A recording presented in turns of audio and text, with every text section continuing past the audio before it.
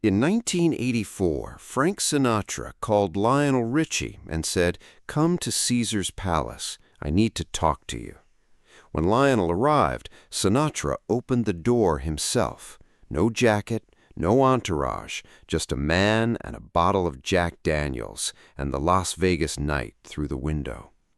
What he said next was the last thing Lionel expected to hear from the chairman of the board. Frank Sinatra had been the most important man in American popular music for so long that the fact of his importance had ceased to be a statement and had become simply a condition, like gravity or weather or any other force that operates continuously and does not require acknowledgement to remain operational. He had been important since the early 1940s, when the Bobby Sockers had screamed at the Paramount Theater in New York with the specific hysteria that the music industry had not yet learned to recognize as the template for everything that would follow.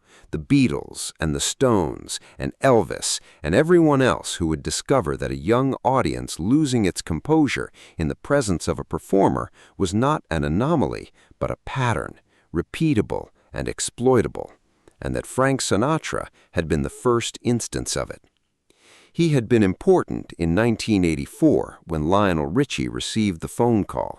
Less dominant than in his peak years, the music had changed around him, had moved into territories that his specific gifts were not designed to navigate, had produced new kings whose crowns were made of synthesizers and drum machines rather than the big band arrangements and the string sections that had always been the natural habitat of the Sinatra voice.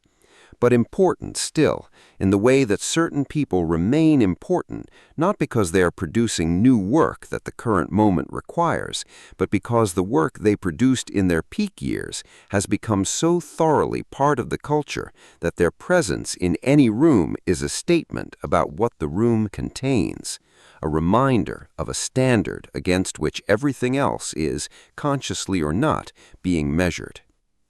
Lionel Richie in 1984 was at the peak of what would prove to be the peak of his commercial career. Can't Slow Down had sold 20 million copies. Hello was at number 1. He had performed at the Olympic closing ceremony in front of 2.6 billion people. He had won 4 Grammy Awards at the ceremony earlier that year, including Album of the Year for the second consecutive time. He was, by every available metric, one of the most commercially successful popular music artists in the world, not merely in one genre or one market, but everywhere, across the full range of what popular music's commercial apparatus measured. He was 34 years old and at the top. The phone call from Sinatra had arrived without warning. Not without precedent. They had met before at industry events and award ceremonies, and the specific geography of the music world, which was smaller than it appeared from outside, and in which the significant figures encountered each other with the regularity of people who inhabit the same professional universe. They were not close. They did not have the specific intimacy of longtime friends or regular collaborators. What they had was mutual awareness and mutual regard, the specific quality of relationship between people who are at very different stages of the same business and who understand, each from their own position, something about what the other's work represents. "Come to Caesar's Palace," Sinatra said. "I need to talk to you." The phrase, "I need to talk to you," delivered by Frank Sinatra in a phone call to Lionel Richie, did not have an obvious interpretation. It was not a phrase that Sinatra used loosely. He was not, by any account of people who knew him, a man who described his desires imprecisely. If he said he needed to talk, he needed to talk. What he needed to talk about was the question that occupied Lionel's thinking for the duration of the drive to Caesar's Palace, through the specific geography of Las Vegas in the mid-afternoon. The Strip, with its palaces and its signs and its continuous performance of excess, the city that Frank Sinatra had helped invent in its current form, the city that had been his native territory for long enough that his presence in it carried the specific quality of someone returning to a place that had been shaped partly by their own hands. He knocked on the door of the suite on the 29th floor. The door opened. Frank Sinatra was standing there, not in the performance version of himself, not in the tuxedo or the carefully constructed public presentation of the chairman of the board, in a white shirt, dark trousers, glass already in hand. The door opened the way doors open when the person behind them has been waiting and is ready, without ceremony, without the interposing layer of the assistant or the handler or any of the infrastructure that surrounds significant figures when they are being public. Just Frank, in a white shirt, at a door on the 29th floor of Caesar's Palace, looking at Lionel with the specific directness of someone who has decided to dispense with everything that is not the point. He said, "Sit down." He poured Jack Daniels into a glass and set it on the table and did not wait to see if Lionel wanted it. He walked to the window. He looked out at Las Vegas, at the lights beginning to come on in the early evening, at the Strip stretching south toward the horizon in both directions, at the city that had been built around the specific proposition that glamour and entertainment and the willing suspension of ordinary rules were available to anyone who showed up and paid the price of admission. He looked at it for a while, in silence. Lionel sat with his drink and waited. He had learned, from various encounters with significant people over the course of his career, that the quality of someone's silence was information, that what a person chose not to say while they were looking at something told you something about what they were preparing to say when they turned around. Sinatra's silence had a specific quality to it, not uncomfortable, not hostile, not the silence of someone who is uncertain how to begin.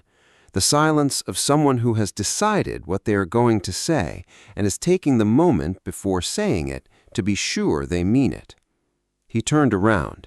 He looked at Lionel with the full attention of someone whose gaze had, over the course of a long career, learned to carry a particular weight, the gaze of someone who had been looked at by millions of people and had developed, in response, the specific quality of someone who knew exactly how to look back.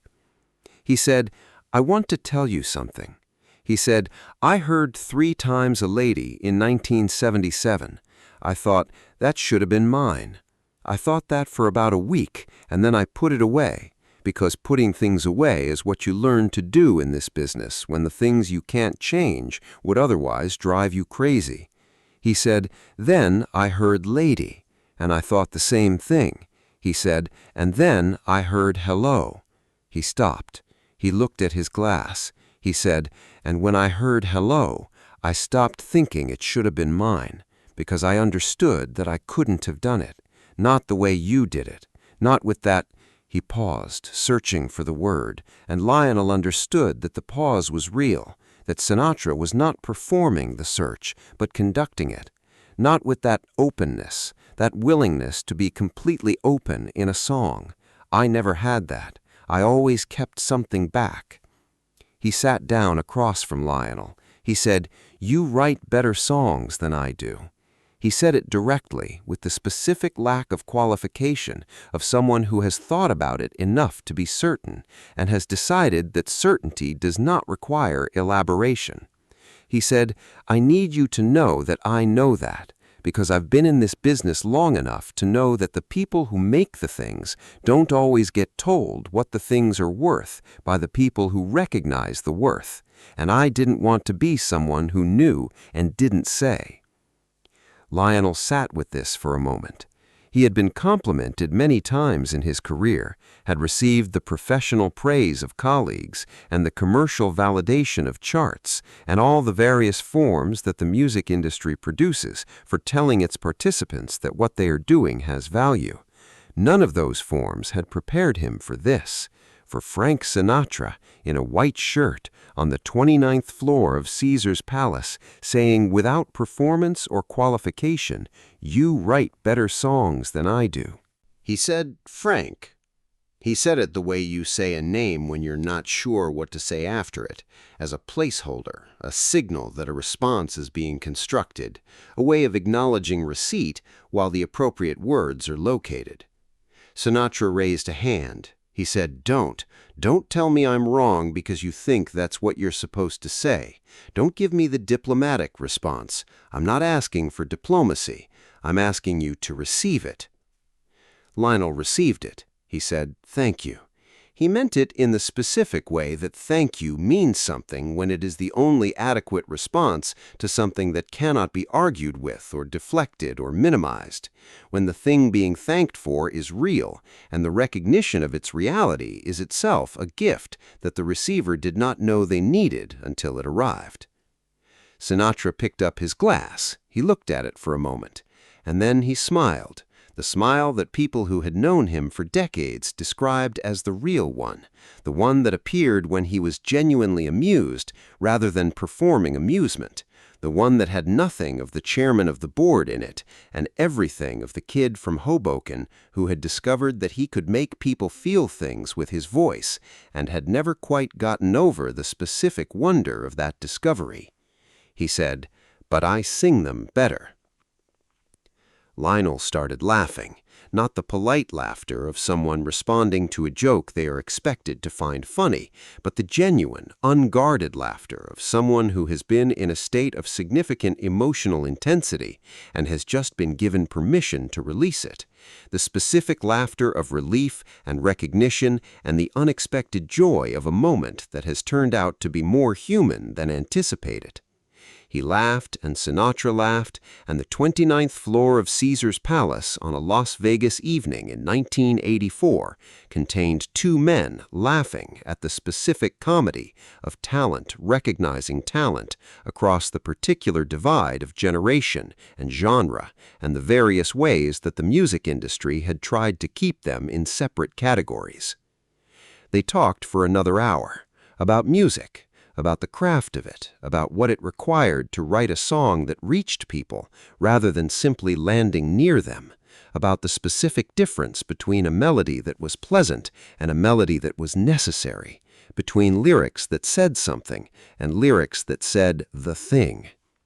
Sinatra talked about the songs he loved, not the ones he had made famous, but the ones that had made him feel something the first time he heard them, the ones that had reached him in the place that good songs reach people, past the professional assessment and into whatever is underneath it. He talked about what it meant to spend a career interpreting other people's words, to be, as he had always been, fundamentally a vessel for material that other people had made, dependent on the quality of what he was given, in a way that the people who made it were not dependent on him. He said, what you have that I never had, is that you are both. You are the one who makes it and the one who delivers it. You don't need anyone else in the chain. He said, that's rarer than people think. He said, don't waste it.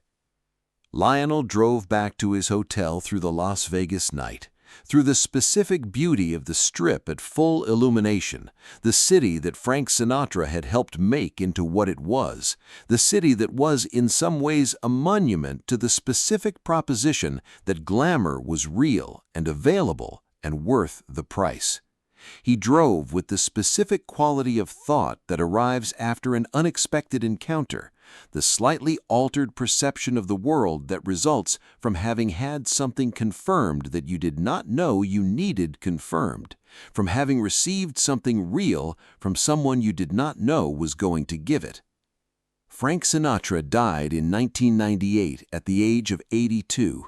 He had been the most important man in American popular music for more than half a century, had shaped what a popular singer was and what a popular singer could be in ways that everything that followed him had been shaped by, whether the people who followed him knew it or not. Lionel Richie had been told on the 29th floor of Caesar's Palace in 1984 that the man who had shaped everything considered what Lionel had made to be better than what he himself had made. It was the most extraordinary professional compliment he had ever received. It was delivered with Jack Daniels and a Las Vegas view and the specific directness of someone who had decided that a debt owed should be paid before there was no longer an opportunity to pay it.